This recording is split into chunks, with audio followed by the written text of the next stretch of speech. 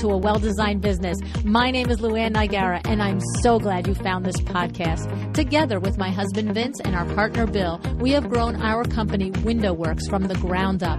So I know and I understand the challenges you face in running your interior design business. I also know that your talent alone isn't enough to ensure your success. So on this podcast, we talk about strategies and practical steps to help you grow your business. But make no mistake about it, we have our share of fun here too, mixed in with those aha moments that I love so much. This isn't fluff. Nobody has time for that. Whether you are a new interior designer or a seasoned designer, I am here to help you create and to manage the kind of interior design firm that you dream of. It's straight talk and it's action. Are you ready? Let's get started. Hi, welcome to another episode of A Well-Designed Business. Today, I'm happy to introduce you to the firm called Vincere. Founded in 2007 by Micheal Stornello and Tom Konopiots, Vincere is a full-service interior design firm which focuses on the principles of precision, proportion, scale, and form. This influential Chicago-based interior design firm has completed projects throughout the Midwest, California, and Europe. What you'll learn in today's conversation is that both Mike and Tom have a strong business background, and it serves them well. Micheal served as Executive Vice President Development for King World Productions, which is now CBS Television Distribution, and Tom has held positions as the COO and the CEO of two futures brokerage companies. And this really does inform the way they run their firm, and you'll learn that today. Vincere's wide-ranging projects include everything from the pre-construction phase through the interior design phase on to art and accessory acquisition and placement. The Vincere team believes listening and communicating are keys to success. And I think you'll find today during the interview that these are not empty words for their About Us page. I'll take a moment to thank my sponsor, Camp Chroma, and then we'll see if you agree with me. If you've always thought that there has to be an easier way to get the color design results you want, you're right, there is. In Camp Chroma, you will learn a fresh, modern approach to color that is backed by science. You will learn all about the newest expert color tools and how to leverage those exciting technologies to grow your interior design business. Get the skills you need to be the go-to authority on color in your market. Camp Chroma is an online, on-demand color training program for professionals just like you. Go to campchroma.com to enroll. Alrighty, let's meet Mike and Tom.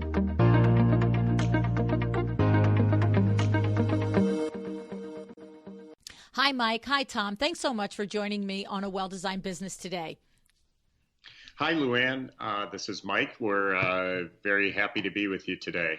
Hi, Luann. This is Tom. We're excited to get going. Yeah, so I'm looking forward to this conversation as well, you guys, because it's pretty good timing. It seems over the last couple of months in my little podcast land here, we're having more and more conversations about the ins and outs of luxury to completion design, like full on true luxury with the affluent client. So for everybody listening, there's a couple of shows that relate to this, and I'll make sure that I put the episode numbers in the intro or outro, but we've got the Sandra Espinay show, the Fred Burns show, recently Chris Ramey, and now we've got Mike and Tom here with us, and these gentlemen are running their interior design firm in this lane. And so I thought we would have a conversation, because what I love about Mike and Tom is that we also often talk on the show about our transferable skills, the previous careers that we have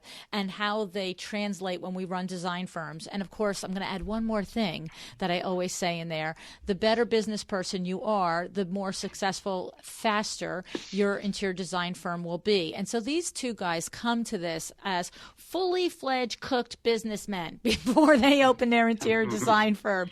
And what I've learned is how much it's impacted their firm. And so, guys, one of you just give us a little bit of the background on just that, your two careers, each of your careers, and then how design became the thing that you do now. Well, hi, this is Tom, Luann. I came from a career in a background in financial services industry. And I was both chief operating officer and chief executive officer of two different financial services firms. And what I found in that business is that there was a never-ending stream of decisions, which were both long-term and strategic in nature, as well as split-second with respect to reacting to movements in the marketplace. As a result, it required a really high level of preparation. And what that did was really bringing it forward to what we're doing today, helped us realize that there is a whole business component to this creative process. And we tried to bring some of that into what we do. Okay. And hi, Luann, it's Mike. My background is in the television industry, and I started out early on as in the syndication business, where we actually sold television shows to individual markets across the country. The name of the company was King World. Now it's called CBS Television Distribution. And we distributed shows like The Oprah Winfrey Show, Wheel of Fortune, Jeopardy. And earlier in my career with that company, I was in sales. So I ran our Midwest sales office. And as I said, we sold those shows to individual stations throughout 58 markets. And then later in that career with the same company, I moved on to become the head of development for the company. And I think the level of skills that I picked up from that industry were sort of twofold. It was dealing with very large sums of money and very important decisions for television stations to purchase these very high-end television shows, and having to be incredibly prepared. And the sales side of that business taught me a great deal about how to run a business. And then when I moved into programming, it took both that business side as well as the creative side and paired them together. Because you're bringing a lot of producers together, and you also have to create a budget and be very successful in the end with both ratings and the budget. So the cool thing is I'm visualizing a lot of this. In other words, it is, as we say often on the show, I say it to people when I'm outside the industry and they ask me, what is my podcast about? And I say, well, the podcast, on its face value is talking about the business side of the interior design industry and how to run a profitable firm. But I say, but you know what? You could be a lawyer, you could be a doctor, you could be a CPA, you could be a hairstylist. And honestly, just substitute your profession, because business is business. And if you do it well, your products and services, they're your products and services, right? And so it sounds like it's exactly what happened with you guys. You've got this experience of running businesses at very high levels. Okay, so it's terrific to have the experience of running a window treatment place, which is nowhere near the level of pressure of what you guys experience. But to have that, and then it occurs to me that that's probably a very natural step over to the luxury client, because they were your wheelhouse to begin with, and you know the language, and you know the environment, and you know the culture. And so that... Now, you have to have the talent there to come through, right? You can't just be a great business person and expect to do luxury design, correct? That's right. Yeah, right. That's the goal. Yes, yeah. Okay, that's it, right? So the thing is now, so what happens? You guys are each in your own careers, you're living life. I understand from pre-air conversation that you are partners and that you're together as a couple for 27 years. But where does the design firm come in? This is Tom, Luann, and that's a good question, and I want to just touch back on something that you just said about sort of your window treatment business or that kind of thing. And I think what's interesting is that yes, we're applying what we've done from a business perspective to a creative endeavor, and so it's what's been an interesting process for us is marrying those two things, right? We've had to be flexible and responsive and reactive in a positive way to our clients. Each project requires a level of specificity and bespokeness that I think is really important to our clients. And that's something that we sort of try to integrate. And touching back on your current question is that, how did this come together? You know, we, for many, many years, participated in home design and renovation for ourselves, and we helped family members. And so, again, we treated it as an avocation. We built spec houses. So while we had these other careers going on, we were always involved in creating environments, creating beautiful environments. And so when the time came to sort of make this transition, it was really not as left field a turn as it might sound if people are just hearing about our business background. It was really a continuation of something, just in a more intensive and specific and primary way. So it was a shared passion by you guys, clearly. It was something that you both enjoyed doing and finally just looked at each other and said, the heck with all this stuff. Let's go be designers. Now, any education in it on either part, or just the education of the doing it for yourselves and your friends all these years? Luann, this is Mike. I think there was really no specific training, so to speak. I think that, as Tom and I like to joke, we were serial movers, renovators, and decorators for our own projects. And, you know, really doing a lot of spec houses for ourselves and our own places, we learned a tremendous amount working with contractors, vendors, sources. It really became something that we learned on the job, if you will. Right. So this is Tom. And so it's really a specific skill set that was born of experience. And that really has given us the perspective of ground up construction all the way through to the last pillow on the sofa. And it was a really real life experience that gave us our education in this regard. This is Mike again. When we were working in our other fields, we did, spec houses that were brand new construction. So that's a whole other set of skills.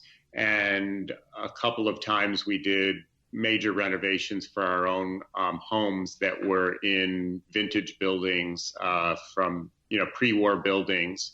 And there's a whole other set of skills that it takes to also create an environment like that as well.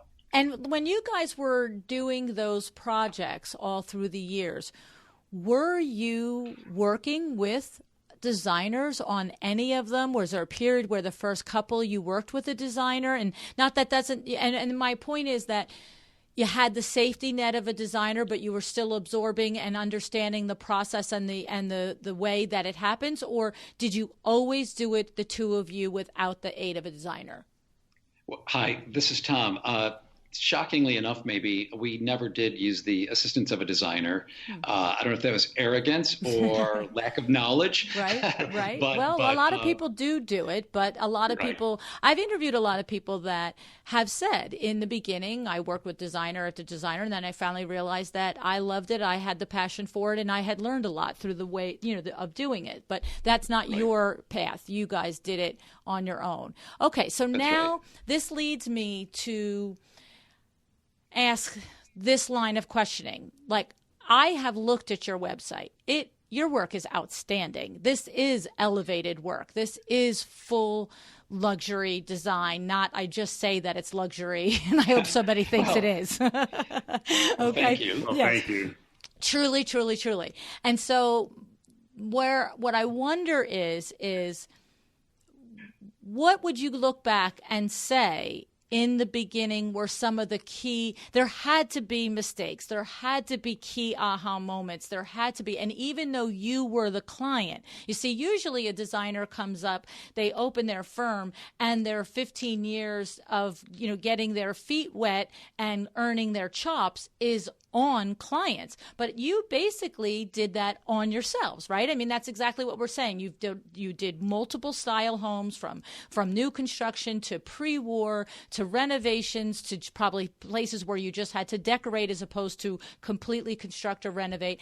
And so you cut your teeth on your own dime, but were there still lessons and aha moments that you would look back and say, that's how we used to do it and we don't do it that way anymore? Hi, Luann. This is Tom again. I think that 2 or 3 things come to mind for lessons that we sort of incorporate into our current business, even when we were working for ourselves.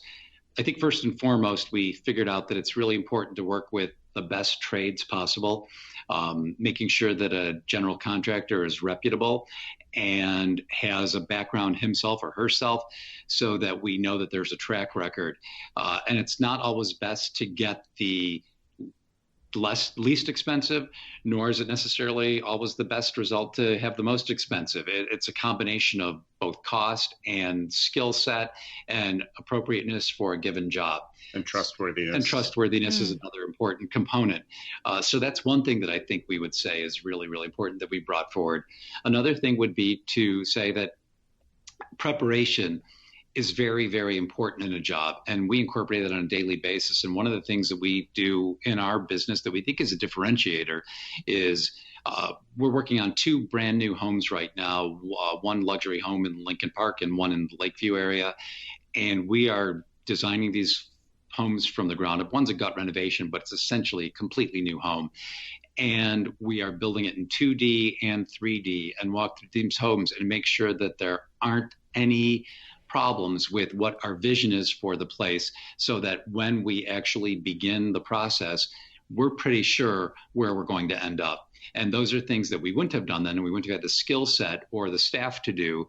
And that we learned sometimes through trial and error, that those can be expensive mistakes to make. Mm-hmm. And so by having preparation up front, I think that we help ourselves and help our clients.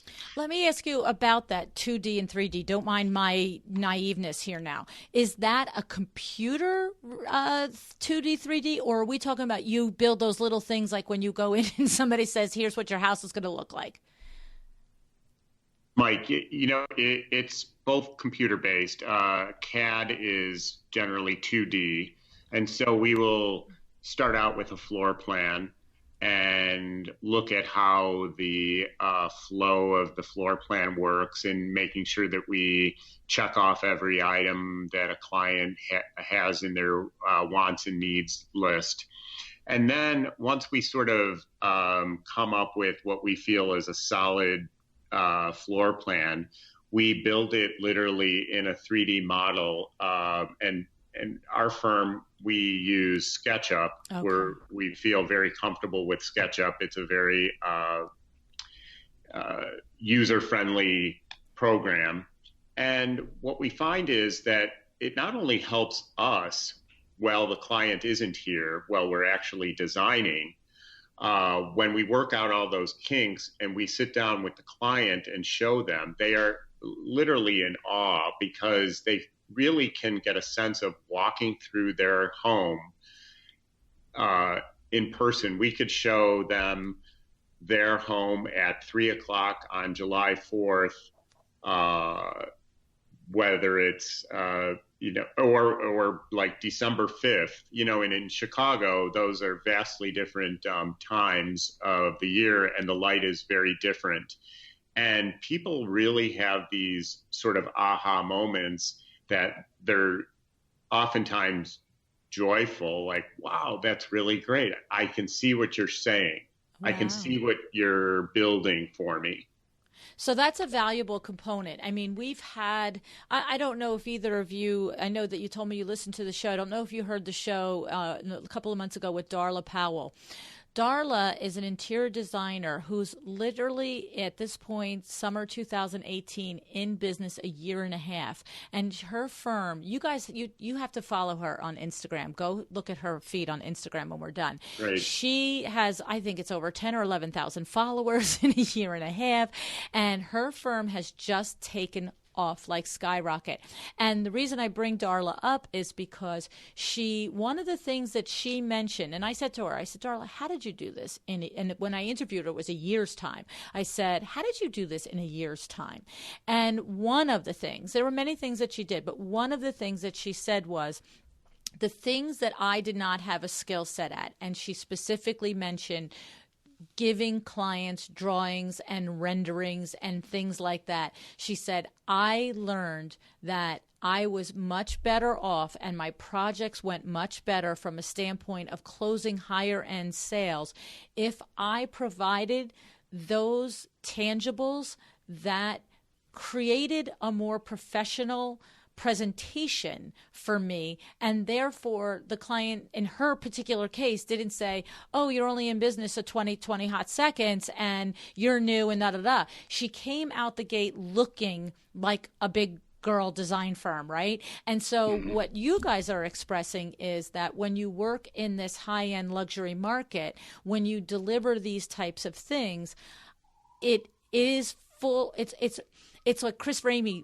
recently said on the podcast. You don't sell to the affluent, you fascinate them. So when you just said that, they get wowed. I can picture that. Imagine that high-end client is like, this is my home. Look at this. This is right. Awesome. So you don't save the dollar bills by not investing in a team member or an outside source to create this 2D and then ultimately 3D. I have no idea the investment, but I'm sure there is one. Well, there is, and that is something that we actually do internally. This is Tom again. And what we do is we provide this to the clients. And as Mike said, if we can walk them through the home, and these are like, in line drawings, if it's for a specific area that we really want to give the impact, and we'll typically do this for almost every project, at least at some level. If it's about the millwork or a kitchen or a tile treatment, whatever the component might be, then we will actually render them. And so that really brings it to life for the client. And then they're not just buying into our concept or our sales pitch. They're seeing very closely what they're going to end up with. And so that really helps us close the deal with the client because they don't have to take it on faith. They've hired us because of our reputation and because of our professionalism and because of the other products that they've seen that we've done. But this is just one more component that makes them feel, yes, I really made the right decision. And I'm so excited about this and I'm ready to move forward. And the other real true benefit that we find that this technology has brought us is when we are working with our vendors. We will have a contractor come in and walk them through this entire house and they're like, okay, I get it. As opposed to, how a piece of crown meets another trim piece. And especially if we're working with a contractor project that's out of state, we can easily send them screenshots of a 3D model and they're like, okay, I got it. And they can show their team. And that's been a real blessing for us with this technology. So what it is all a part of that discussion of being prepared, as you mentioned in the beginning of the conversation, that preparation is so valuable and important, but it's also that attention to detail. And these are the things that enable you to work at that higher level because the stakes are higher. The other day we were sitting here with a client, a husband and wife, and it's a funny story. They came to us. We built a house for them before 4 years ago, and they came to us recently and said, we're thinking of downsizing, and we're like, okay, well, and they had purchased a property. And so we got involved in doing the project, and we were showing them the 3D model, and the husband was like, "Wow, that's really great."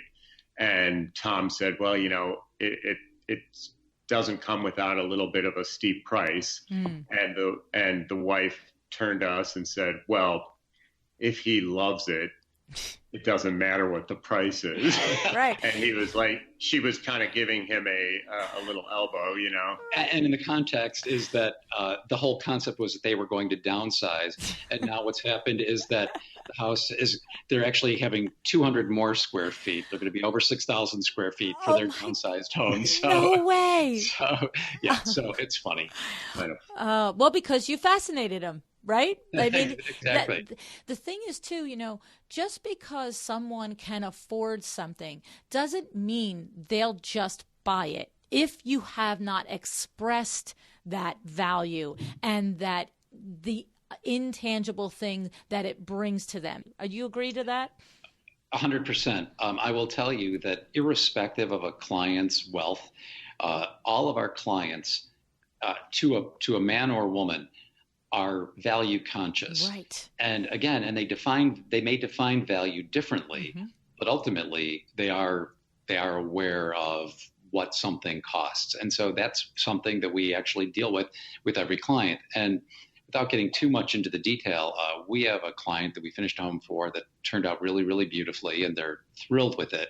But I had to have an offline conversation with the husband about where the interior design budget was and where it needed to be based on what they represented to us of the kind of home they wanted to have.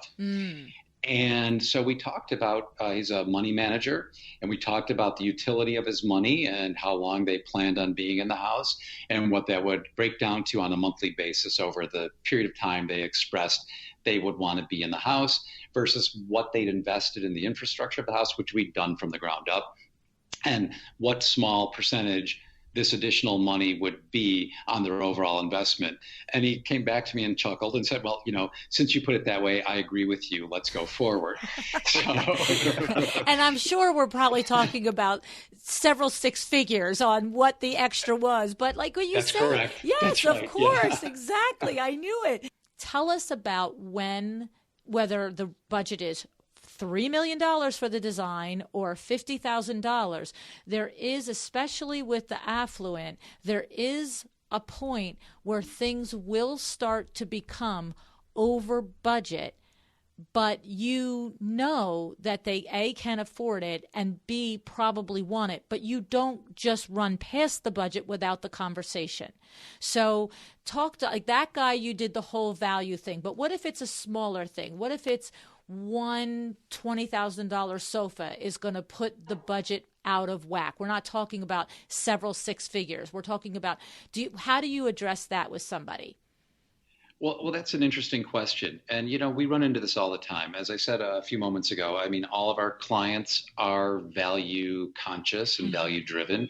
And frankly, we think that possibly part of, not even possibly, most likely they are in the position that they are financially because they've been smart about how they use their money, right? And how they deploy it. So we're sensitive to that.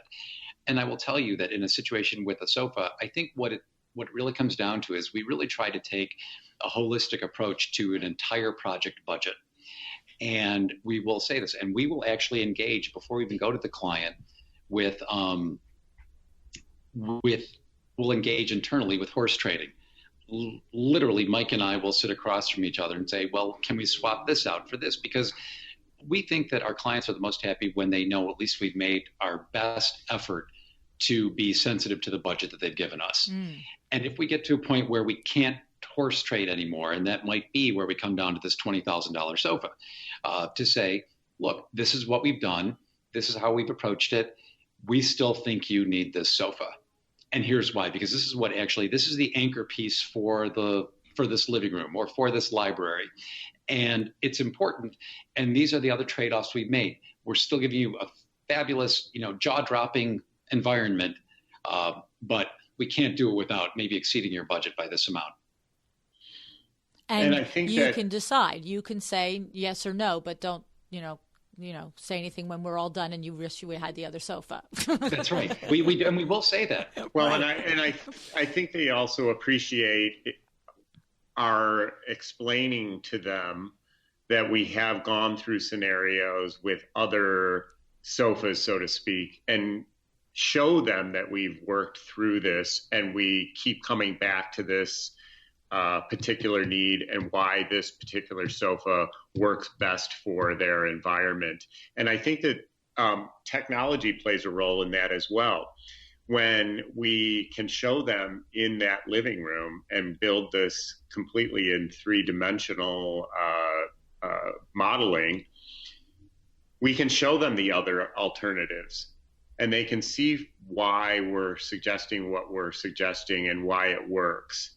And that's also been sometimes a real selling tool for us. I like it. And I have to say, because you explained that you do engage in, as you called it, the horse trading prior, I like that term, that you have actually truly tried to figure out alternatives and figured out, I'm sure in context of the whole room, okay, so if we really want the sofa, then maybe the rug has to go or blah, blah, blah.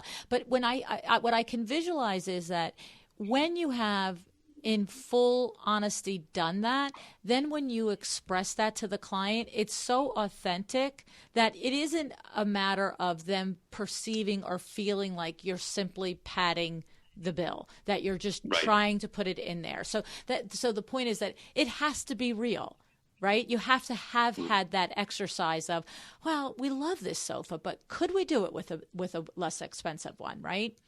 Right. Yeah. And I think what's funny is I think that a newer designer, when they come out and they start their firm and they are nowhere near the luxury market and they are struggling to get past the level of doing for friends and family for free, right? Because we all know that is one of the, the first stepping stones that most of us will face in our business. When I feel like a lot of times they mistakenly think because the budget might be $1 million that there are no limitations on the design. But there's always limitations on the design. If you have $1 million to spend, you could spend $1.5 million. I mean, you still have to, as designers, make your cuts, right? There's no question about it. There are so many amazing products out there in the world, from artisan created to more manufacturer-oriented products, that really the world is your oyster. And, it's a matter of really picking and choosing very carefully to maximize that $1 million budget so that it looks like $1.5 million budget. And by the way, it's more fun if you have $1 million budget. I mean, we're not going to say it's not. Of course, right. But you still have debates, I'm sure. That's right. But one thing we found, Luann, is that a recent project that clients, there's also a phrase that we will use internally is, we try not to trigger spending fatigue, right, toward the end of a project. And so, sometimes that will happen. And then what we'll find is that a client has said, well, they love what we've done for them and it's really spectacular and really amazing. And that thing that you said you wanted to put wallpaper in the dining room, let's do it now. Right. And so so sometimes we'll find that that's the case, that we tell people, and this is our goal, we have to give them a home that functions for them, that's comfortable, that's elegant, that meets the goals that they've set for us for them. And make sure that it's beautiful, and that we don't say, well, okay, you didn't let me put the wallpaper in the dining room, then that's your problem. Instead, we're going to say, we'll still give you an absolutely beautiful, beautiful home. And then when they're ready, they'll come back and enhance. It's almost like they are having the aha moment. They're like, wow, okay, now I see where that wallpaper played a role. Okay. And let's just go ahead and do it. Right. Okay. So sometimes you just let them say no and then find out that they need it anyway. That's right. Yeah. It's like sometimes that little psychology. Yeah. Their own journey to self-discovery. Yeah, definitely. I think it's interesting. And I think that what we do, and I'll touch on something Mike said before, because we're fully transparent to our clients, we don't disclose our vendors necessarily. That's part of our intellectual property and part of how we define ourselves. But they can look at our underlying records for what we're doing for them, so that they know that what we're showing them is truly what these things cost. And then we get back to something you referred to, another designer earlier on. We do the same kind of thing, saying, you've seen our portfolio. You've seen both what we put on our website or when we've been published, or things that are on an Instagram feed, or things that we have been able to publish because our clients don't want us to, but we can share them, during our pitch process or during our discovery process with the client. That's what these things cost. And so, you came to us for this product, or a product that is evocative of some of the other things that we've done that's more in your style. And to get to that point, this is where your budget needs to be. Right. And so, because you used the word, I think, authentic before, and because we have done in the context of like multiple iterations, and, if we stay true to our transparency and to our authenticity, then they know that we're giving them the true bottom line, and then they can make the decision about which way they want to go. We're not going to force someone to spend money that they don't want to spend, but we want to make sure then we've set the expectations that they're going to get the product that they understand they're going to get. Mm-hmm. And, I think in the last 10 or 11 years, there have been a couple of instances where, and I coin a phrase from the chairman of my former company that I worked for 15 years. He said, sometimes the best deal is no deal. Mm-hmm. And we've gotten to that situation in a couple of client negotiations where, maybe this isn't the right fit. Maybe this isn't the right time. Perhaps maybe it's something you want to revisit maybe down the road. And, I think that we've learned that it's okay to be able to say that on occasion. Yeah, you have to sometimes do the takeaway. Okay, we don't have to do this project. You can go to the next designer down the block who's less expensive or does a less expensive aesthetic or yada, yada. You definitely, I agree. You do have to, and especially with the affluent. It's okay. That's all right. You don't have to have it. See you later. Right. Okay. I have a question in there. I don't know if you're willing to answer it. If you're not, it's fine. When you say full transparency and you say they know exactly what something costs, are you disclosing your trade cost to your clients on the items that you put into their home? We don't as a matter of course, but we are open to it and have done it when clients have requested it. And so what I mean is that, over a period of time, and we've become friends with almost all of our clients. And so there's a trust level. And so they understand that. But there have been circumstances in which someone will say, oh, really? Is that what this is? We'll say, yeah, here, I'll send you our invoice. Okay. So that's what we mean by transparency. I mean, we don't do it as a matter of course for everything that we do for every client. You're willing to do it. But we're willing to do it because we've got nothing to hide. We approach our business with honesty and professionalism. And so we're not afraid of a client asking for that because we can present it to them with the full knowledge and comfort that we're living to the terms of our deal. And I know if I don't ask this next question, I'm going to get an email from a listener. You take this to the bank.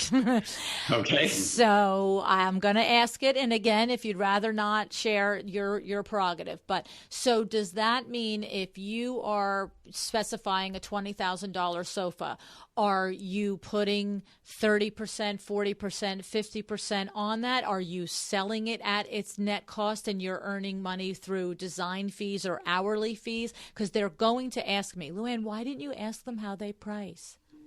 Well, without getting into the details of what we do, it depends on a given client. We've had clients who are completely 100% intractably opposed to a markup. And in those instances, what we'll do is we'll make our fee such that it approximates what our markup would be on our anticipated budget. Okay. Right. So, and we tell them that up front. And in those instances, that makes it super easy to be transparent. I mean, again, we have nothing to hide, but we can actually say, great, what that gives these people a comfort level for, in the instances where that's taken place, is that they know we have no incentive to upsell, that I'm not going to make more money by selling them the $20,000 sofa than selling them the $16,000 sofa or $15,000 sofa, because I have my fixed fee. So we have those situations. We also, depending on the scale and the scope of the project, although we're almost exclusively now full home, full apartment projects, if it's in those instances and we have a good sense of the scope of the project, we will typically do a fixed fee plus a markup. If it's someone who says, hey, I want to do 2 rooms at a time, but we know we're going to get a whole house, which is something that we're doing on the North Shore right now, we will charge an hourly plus a markup, typically. Okay. So interestingly, you said when somebody absolutely refuses to pay markup, then what you do is you estimate, based on your experience and probably tons of records that you can pull up on your computer, what you expect the furnishings that would have cost in that project, and you add it to your design fee, and the client is fine with it. So the client is fine with it because, to your point, that particular client just wants to know with certainty that you're not suggesting a $20,000 sofa where a $10,000 one would be appropriate, but they're not objecting to paying you, right? You see, because I'm finding, first of all, let me clarify, that's correct, right? If you expected your markup fees to be $100,000, you just add that to the front end, and you tell the client that I expect the markup would be $100,000. I'm putting it here, and they write you a check. That's right. Okay, so the thing is where a newer designer can get in trouble is caving in on not adding markup, but then not appropriately adding on the beginning and just going with their typical beginning design fees, or maybe a little bit more, or then relying on the hourly. And then the hourly, of course, we know what happens with the hourly is that it takes a lot of time to develop the confidence to bill for the number of hours that you actually work. Okay, so they're getting banged around on all sides at the beginning of their career. That's right. I think that is a potential pitfall and a potential trap for someone who doesn't maybe feel that he or she has the wherewithal or the background to be able to do that. But that gets back, I think, to an extent to what Mike just said a little while ago about sometimes the best deal is no deal. Mm-hmm. We know what we need to sort of take out of a given size project to make it make sense for our firm and for what the value that our clients are going to get out of our efforts. And so that's how we approach those. And I think that these discussions need to take place with a client, and so that they understand what our business is as well. You know, we love to put beautiful environments together, and we'd love to, be able to say to them, we'll do that for free. But that's not the world that they live in their day-to-day business, and it's not the world that we live in our day-to-day business. So I think that the more honest and upfront you can be at the beginning, the better the project is going to be. Another thing that the chairman of my old company used to say is that, we spend a lot of time putting contracts together, and the goal is to sign that contract, put it in a drawer, and never have to go back to that contract ever again. Right. And I think that that's something that most clients want to participate in. And I think that that's when people get together and sit at a table and try to put together an arrangement, the goal is to have a productive, happy, positive experience. And I think the more you can put on the table at the beginning, the better the process will be. Right. I have to say, I agree. Both of you, in each of your previous responses, in your way, said what I always say. Tom, what you described is, when you talked about it, I interpret that as know what you will do and what you won't do. You have to know. There has to be the thing when you said, look, we've come to the point in our career where we look at a scope of a project and we sort of really know what we have to earn in order for that project to be worthwhile taking on. And if we come to the conclusion that it's worthwhile, then it's good. And if it's not, you need to be like the chairman of the other company, of Mike's company. Right. You have to be able to walk away. And what I say to my designers I'm coaching is, know what you will and what you won't do. And as soon as your client pushes you to the line of what you've decided 20 minutes before you walked in the door, what you won't do, now it's a no, I'm sorry. I'm by. Because where you get into trouble is when you agree to things that aren't right for you, that are not right for your firm, that are not right for your person, that are not right in your gut. And when you agree to them, then the whole rest of the project you're feeling taken advantage of, not respected. And that's not, to Mike's point, that's not going to lead to a contract that sits in the closet, because that's going to lead to a thing that the whole process is, well, I don't think you said that. I don't think your contract said that. Like you said, a good contract sits in the drawer because it's so understood by all parties in the beginning, and it's agreed upon, and there are no conflicts going through that anybody's taking it out and double checking. Was I supposed to get this? Were they supposed to do that? I mean, agree, right? Exactly. Yeah. That's the goal. Yes, it's interesting. And I have to say, I think that it is almost feels like this is just an observation. I'd be curious if you share it. I feel like at the very entry level of interior design, with the most budget conscious clients, there is a lot of insistence on, I want to pay your net cost. And I also can see how you would run into it again at the very top tier for completely different reasons. But when you described when we have a client who absolutely insists on paying our invoice cost, that's that super high powered business man or woman who is just like, you are not taking advantage of me. This is not happening. I've been around the block. And but at that high level, they understand that you're working for a living, and they're happy, as you said, to pay it more in the design fee, but you said they walk away with the security of knowing that every single thing that you suggest, it's because you truly believe it there, that you're not trying to make higher fees. And there's just some people that won't go on that road of trust with somebody, that that's the way they run their money, and that's how they got their money, and that's how they keep their money, right? Yeah, and I think one of the things you have to be on the lookout for in those sorts of scenarios is that you could get a little bit of project creep where you're doing more work than the scope initially outlined indicates. And so I think that we've had to have a couple of conversations in instances like that where we just sort of do a gentle reminder. And sometimes, maybe if the scope gets a little larger than the initial contract, then we can talk about maybe an additional fee or an hourly fee for a portion of the work that wasn't covered under the original scope. But again, here's the thing. It really is about communication. And I think that the more conversation you have with clients, the better off you'll be. And I think that that's very important advice for, say, a firm that's just starting out. The more you can keep that communication open, the better you'll be. And you can't be afraid to have the hard conversation, right, Mike? You have to be willing to come to the table and say, listen, we made an agreement. This is not the way my firm normally runs, but you asked us to do it this way, and we are now surpassing the agreement. You know what I mean? Like, right? Don't you just, how are we going to work around this? Right. Yeah. And come to them with solutions for it. Right. Exactly.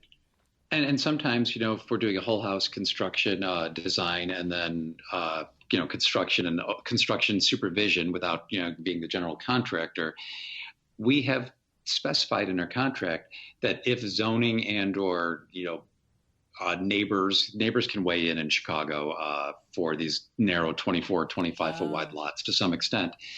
And we will say that we will give you one modification or two modifications, and if it results in a modification of more than 10% of the square footage, then we're going to have to charge an additional fee. Right. So we try to anticipate, and that comes from the experience that we wouldn't have had even before we got into the business as a vocation as opposed to an avocation.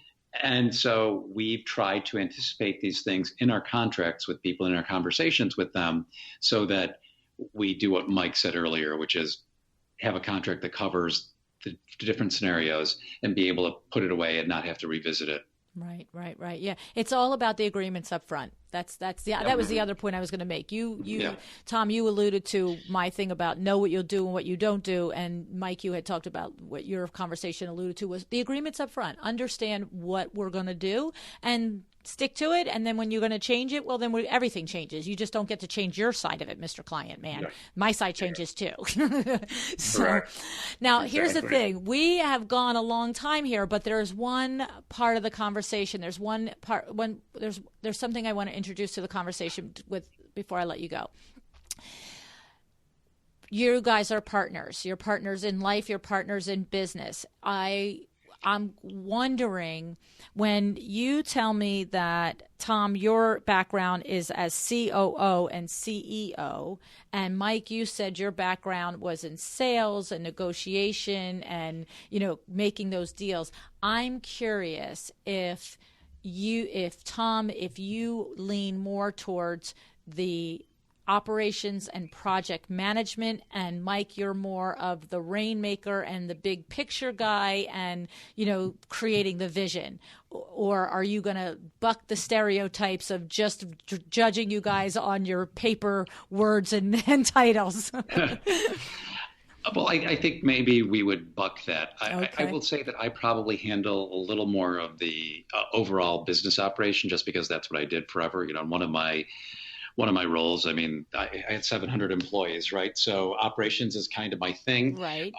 But from the running this business and from the creative and from all other aspects of it, I would say it's a complete give and take. Yeah, I would say that, Tom is incredibly one of those individuals that has the gift of both left and right brain. I would have to say that I would prefer not to do the administration part of it. See, you're like me, Mike. I'm like, oh yeah, we're sales, we're negotiating. Please don't ask me where the numbers columns are. Exactly. Plus, I have those moments where my eyes glaze over. But yes. But I think from a pure creative perspective, I think we are both. There isn't a decision that goes out of this office that both of us don't feel 1,000% comfortable with from a creative perspective and have participated in it thoroughly.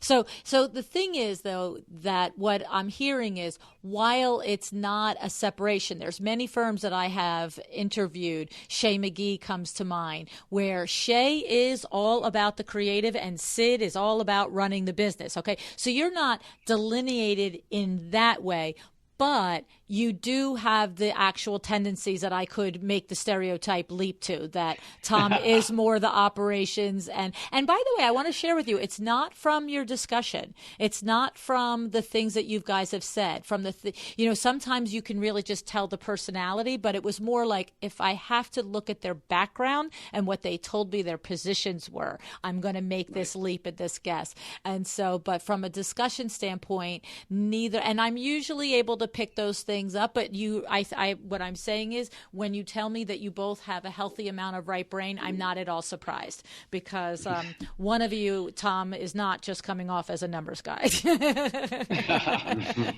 So well, I think that's a good thing. Yes, it is a good thing. It is a good thing. So, but it's funny. I don't know if you've heard of Laura Umansky, her firm in I think it's Dallas and Colorado. Wonderful, wonderful lady, beautiful interior design firm, also a luxury firm. And I spoke with her recently, and she told me about a book called Rocket Fuel. Have you guys heard of this book, Rocket Fuel? I think I have heard of it, but I don't know much about it. I got it on audio. She told me about it 2 weeks ago, and so when I'm in the car, I listen to it. I'm only a couple of chapters in, but have you heard the E-Myth book by Michael Gerber? that book too? No. Okay. So what Michael Gerber says is that every company, needs the manager, the technician, and the entrepreneur, and they're completely separate roles. And he said that one of the number one reasons that small businesses fail is because the owner is a solo and they need to be responsible for the very distinct responsibilities of the manager, the technician, and the entrepreneur, but yet they almost always have a much higher strength or capacity for one of the roles. And so therefore important things don't get done. And I'm listening to Rocket Fuel, and I'm only a couple chapters in, and it's the same thing. It's the innovator and the integrator. And of course, I'm listening to these two chapters. The whole first chapter was about the innovator, and I'm like, oh my goodness, that's me. Like, oh yeah, the good, the bad, and the ugly, right? And it says if you're 80% of that description, then you have qualities of the other, like a manager has qualities of entrepreneur and vice versa, or an integrator.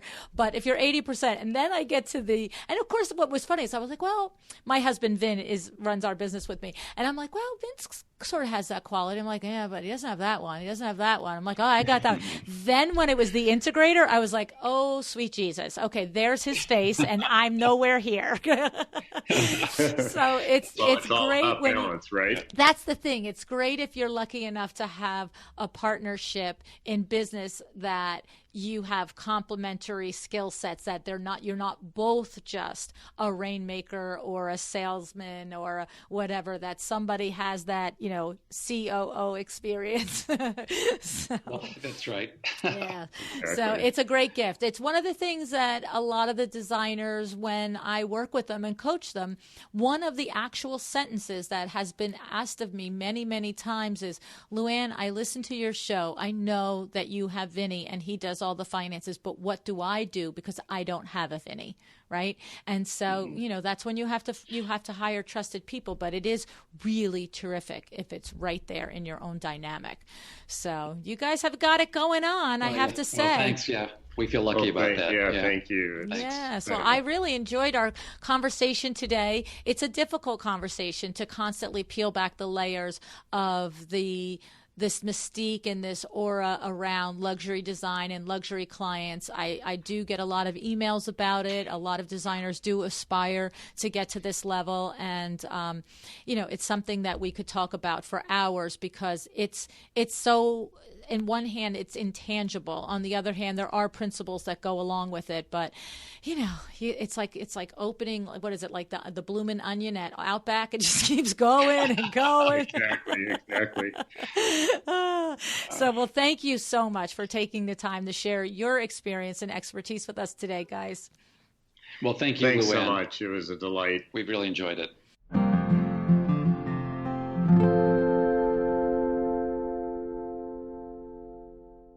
Some really nice insights here on the luxury design field. It's very interesting to have these conversations with people like Mike and Tom that are working at the very upper echelons of our industry.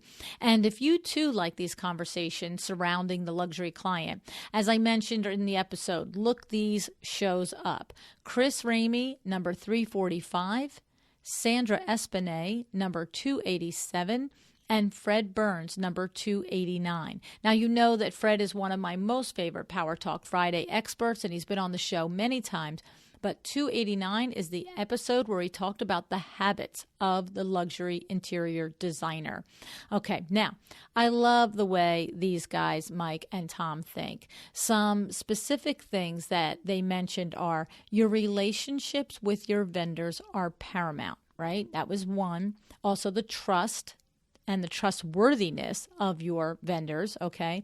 Also, the communication with the client has to be honest and upfront at the beginning of the project, because this is the best way to hopefully set your project out and down on a road to success, okay? So I want to let you know that both Mike and Tom will be on a panel discussion at Design Chicago on Wednesday, October 3rd at 11:30 in the morning in Suite 1499 at De Aurora, okay? And if you are in the Chicago area, please go and see these guys and introduce yourself to them. I'll remind you, I will also be there for Design Chicago. On October 3rd at 10 a.m., I'll be interviewing David Phoenix at the Kravitz showroom. David has a new line of fabric debuting at Kravitz this month, August, 2018. That will be happening on Thursday at 9. No, that's happening at 10 a.m. on Wednesday, October 3rd, all right?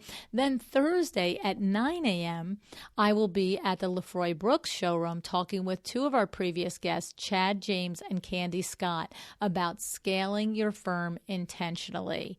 Oh my goodness, this is going to be, these are all going to be so amazing, okay? And then at 4 o'clock, again, I'll be at Lefroy Brooks, and I'll be there for a book signing, and we'll have a little chat amongst ourselves, okay?